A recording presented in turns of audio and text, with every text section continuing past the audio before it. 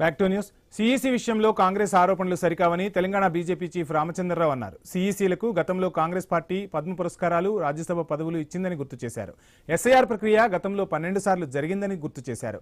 ఎస్ఐఆర్లో దొంగ ఓట్లు, డూప్లికేట్ ఓట్లను మాత్రమే తొలగిస్తారని అన్నారు. ఈ ప్రక్రియతో బీజేపీకి కేంద్రానికి ఎలాంటి సంబంధం లేదని స్పష్టం చేశారు.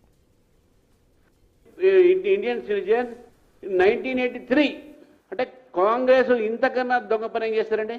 ఇది ఓట్ చోరీ కాదా? దొంగ ఓటు నమోదు చేయడంలో మీరు ఎక్స్పర్ట్స్. సోనియా గాంధీ గారి ఓటే దొంగతనంగా మీరు ఓటర్ లిస్టు తీసుకోవడం జరిగింది. దాని తర్వాత వీళ్ళు ఓట్ చోరీని మాట్లాడుతా ఉన్నారు. ఓట్ చోరీ అనేది ఏది ఉందో వీళ్ళ ఓట్ చోరీ కాదు, వీళ్ళ మెదడు చోరీ అయింది. వీళ్ళ ఫస్ట్ చెప్తా ఉన్నాను, కాంగ్రెస్ పార్టీ అందరి మెదడు చోరీ అయింది. ఓట్ చోరీ చేసిందే కాంగ్రెస్ పార్టీ.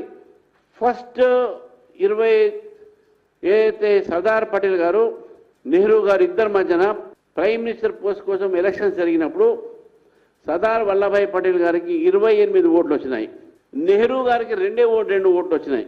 ప్రధానమంత్రి ఎవరైనంటే నెహ్రూ గారు అయ్యారు. ఇది ఓట్ చోరీ కాదా? అసలు ఓట్ చోరీ స్టార్ట్ చేసింది మీరు.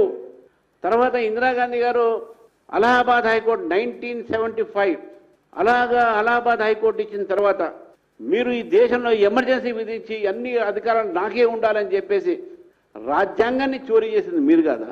రాజ్యాంగాన్ని ఉల్లంఘించింది మీరు కాదా? మీరు ఓటు చోరీ గురించి మాట్లాడతారు.